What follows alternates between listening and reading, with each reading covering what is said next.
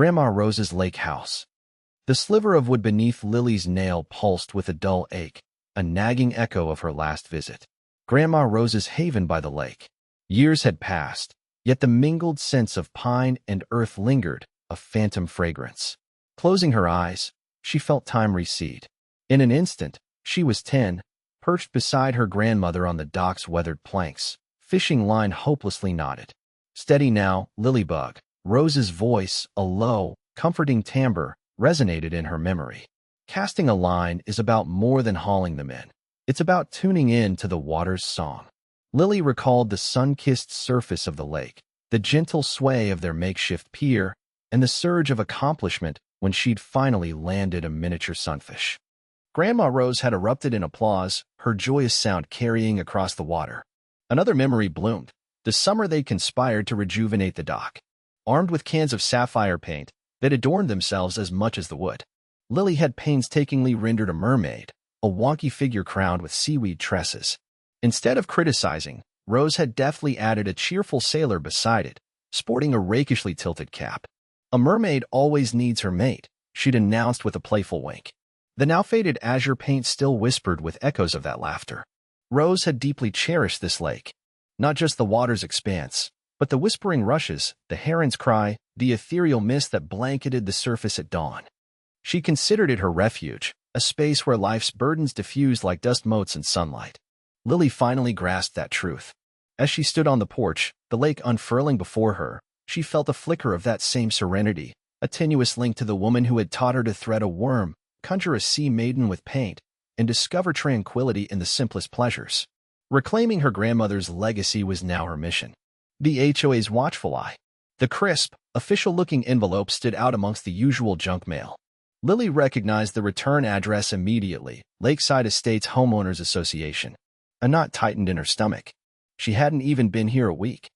Inside, a single sheet of pristine white paper informed her, in annoyingly formal language, that her property was being monitored for underuse. Underuse? The audacity stung. Underuse. Tom echoed, nearly choking on his coffee. Sunlight streamed through the kitchen window, illuminating the dust motes dancing in the air, a stark contrast to the cold dread creeping up Lily's spine. "They can't tell you how to use your own house." "Apparently, they can try," Lily muttered, rereading the notice. It cited a clause about maintaining property values and contributing to the community. "It's only been 5 days, Tom. I'm still unpacking." Later that afternoon, Agnes Crabtree, perched on her meticulously manicured lawn across the lake, peered through her binoculars. The sun glinted off the lenses. Lily's grandmother's faded blue shutters looked shabby compared to Agnes's brand new, professionally installed, forest green ones. A frown deepened the lines etched around Agnes's mouth. The Bloom girl hadn't even bothered to trim the overgrown rose bushes. And the lawn, a disgrace. This wouldn't do at all. Lakeside Estates had standards, and Agnes Crabtree intended to uphold them. A suspicious rental offer. Lily hummed along to the Indigo Girls as she sifted through her inbox, deleting promotional emails from stores she'd visited once 5 years ago. An email with the subject line, Lake Life Rentals. Inquiry for Blue Heron Cottage, caught her eye. Lake Life Rentals?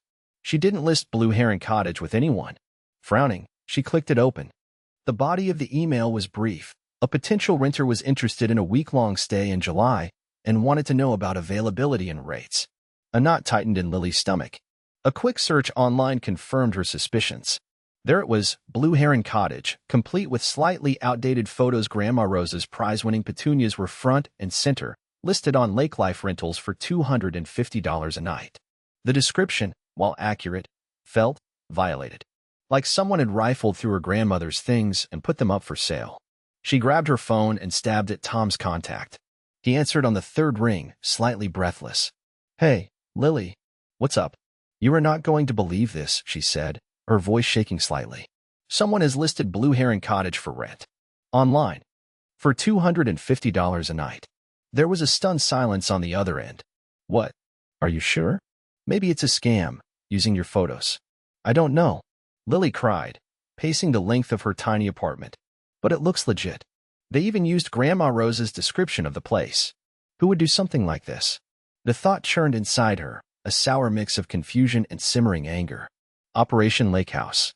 "Operation Lake House is a go," Lily declared, her pencil a blur against the page. First, we case the joint. Perched precariously on her cluttered desk, Tom scanned the Whispering Pines HOA regulations. First, we confirm these rental restrictions actually exist. Otherwise, we're not investigating. We're just plain trespassing. Lily tapped her pen against her teeth. Legalities, legalities. Trust me, Nana Rose knew her neighbors. That bunch wouldn't allow rentals for a minute. Coming from the girl who loses her phone daily, Tom retorted, ducking a playful jab. Aha, got it. Article 7, Section B, Short-Term Rentals, verboten. $500 fine per violation. He gave a low whistle. Looks like Karen's facing financial ruin. Excellent. Next, camouflage. Lily dove headfirst into a forgotten trunk. Haven't touched this stuff in ages, but Nana Rose always said I'd regret throwing it out. She resurfaced, flourishing a well-worn fishing rod and a vest, its pockets bulging like a chipmunk's cheeks. Behold, the master fisherwoman, ready to conquer the lake. Tom stifled a laugh. You look less like a seasoned angler and more like you're about to become bear food. It's called blending in, Sherlock. Think low profile. Meanwhile, you're on snack duty and backup. If anyone gets nosy, we're ornithologists. Serious, dedicated ornithologists, documenting the ever-elusive.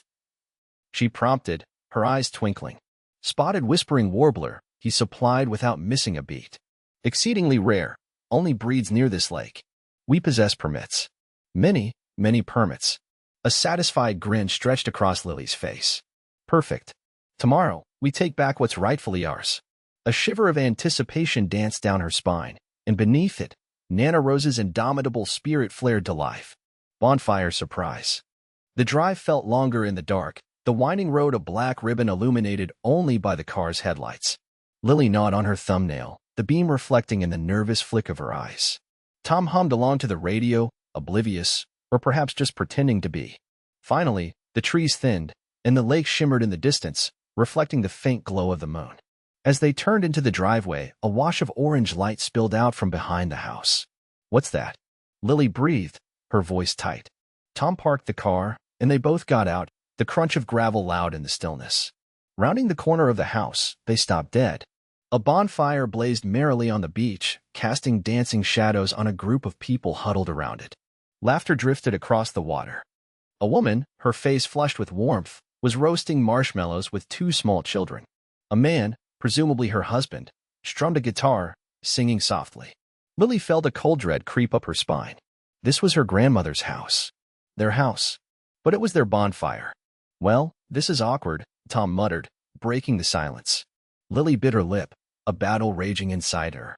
She wanted to march right down there and demand a leave, but the sight of the children, their faces alight with simple joy, gave her pause. They looked so happy. The guilt gnawed at her. Was she really going to ruin their vacation? But then she remembered the will, her grandmother's wishes, Karen's smug face. No, she couldn't back down. This was her legacy. Come on, she said, her voice barely a whisper. Let's go talk to them. Truth by the lake. Lily took a deep breath, the crisp lake air doing little to calm the frantic hummingbird trapped in her chest. She'd gathered them all on the porch. Aunt Carol, Uncle David, and even grumpy cousin Kevin, lured by the promise of Mom's famous blueberry scones. Now, crumbs dusted Kevin's perpetually scowling face as she began. So, she started, the word catching in her throat. About Mrs. Crabtree, Aunt Carol's brow furrowed. What about her, dear? We thought she was being so helpful, keeping an eye on the place. Lily plunged in, the whole sordid tale tumbling out. The online listing, the fake photos, the guests. The scone Kevin was halfway to his mouth with clattered back onto the plate. Uncle David choked on his coffee. She's renting it out? Aunt Carol finally gasped, her hand flying to her chest. That awful woman. We had no idea, Lily, honey, Uncle David said, his voice thick with concern. We thought we were doing the right thing. Right thing how? Lily asked, a knot forming in her stomach. We paid her, Aunt Carol confessed, her eyes darting nervously. To manage the upkeep, make sure everything was okay. We paid her in cash, every month. Your mother insisted on it. Said Mrs. Crabtree wouldn't take checks. The hummingbird finally stopped beating. It was replaced by a cold, sinking feeling. How much? Crabtree's fury. The slam of the car door echoed across the newly mown lawn, a sound sharp enough to cut glass. Mrs. Crabtree, a woman whose tightly wound perm seemed to crackle with static electricity, marched toward the porch, her floral dress billowing like a storm cloud. Well, she said, her voice dripping with saccharin laced with acid.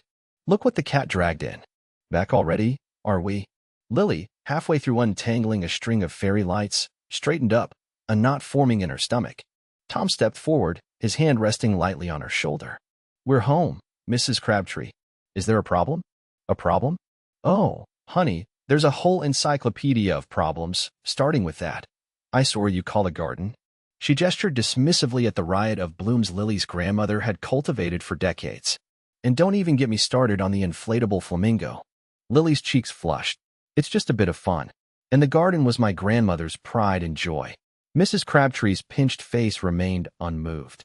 Fun is one thing, dear, but we have standards to uphold in this community. Standards you seem intent on trampling. I assure you, the HOA takes these matters very seriously. Tom calmly pulled out his tablet. We've reviewed the HOA guidelines, Mrs. Crabtree. There are no restrictions on garden variety or decorative inflatables. I can show you the relevant sections if you like. He tapped the screen, the document glowing in the afternoon sun. Mrs. Crabtree's nostrils flared. Don't you get smart with me, young man. I practically wrote those rules, and I know what's acceptable. Perhaps your memory is failing you, Tom said mildly, holding out the tablet. Her face turned a shade of purple usually reserved for egg. The neighbors unite. Lily stood her ground, the scent of petunias thick in the air, clashing with the rising tension. This garden is staying. Mrs. Crabtree huffed, her face reddening like a beet. We'll see about that. I've already filed a complaint. Prepare for a fine, young lady. A few faces peeked from behind curtains across the street. Old Mr. Henderson, who always whistled off-key while watering his lawn, emerged, leaning heavily on his cane. Now, Agnes, he croaked, his voice surprisingly strong, isn't that a bit harsh? Mrs. Crabtree rounded on him. Stay out of this, Walter. This concerns property values. A woman with vibrant purple hair, whom Lily recognized as Maya from 3 houses down, walked over, her arms crossed. Property values? Or are you just upset someone's doing something creative? She chuckled, a low, rumbling sound. Remember last year, Agnes, when you tried to get my wind chimes banned? Said they were disturbing the peace. Mrs. Crabtree sputtered. They were. They sounded like a junkyard. They were Tibetan prayer chimes, Maya corrected, her voice hardening. And you know they were. You just didn't like them. Another neighbor, a usually quiet man named David, nervously stepped forward. She told me my Christmas lights were tacky and didn't meet the aesthetic standards of the neighborhood. He fidgeted, avoiding eye contact. I took them down. A murmur rippled through the small crowd that had gathered. Lily watched, surprised, as more neighbors edged closer, their expressions shifting from curiosity to something akin to defiance. The afternoon sun beat down, and the scent of freshly cut grass mingled with the growing sense of solidarity. Lake House reclaimed. Mrs. Crabtree stood on the porch, her face a wrinkled prune. All right, Lily, she began, her voice tight. I was wrong. I shouldn't have assumed things. I apologize. The words seemed to stick in her throat, like a fish bone she couldn't dislodge. Lily, though surprised by the admission, simply nodded. Thank you, Mrs. Crabtree. The lake house felt different now, lighter. The oppressive weight of Agnes' disapproval had lifted. Inspiration sparked. Lily decided the best way to truly reclaim the space, to honor her grandmother, was to share it. She envisioned a community picnic, a celebration of summer and shared space. Within days, flyers were plastered around the neighborhood, hand-drawn, slightly crooked, but full of warmth. Lily organized games, strung fairy lights across the porch, and baked enough cookies to feed an army. The day arrived bathed in sunshine. Laughter echoed across the lawn as children splashed in the shallows of the lake. The aroma of grilled hot dogs mingled with the sweet scent of Lily's cookies. Even Mrs. Crabtree, perched on a lawn chair with a cup of lemonade, cracked a small smile. Lily watched the scene unfold, a sense of peace washing over her. The lake house wasn't just hers. It belonged to the community, a place for connection and joy. Her grandmother would have loved it.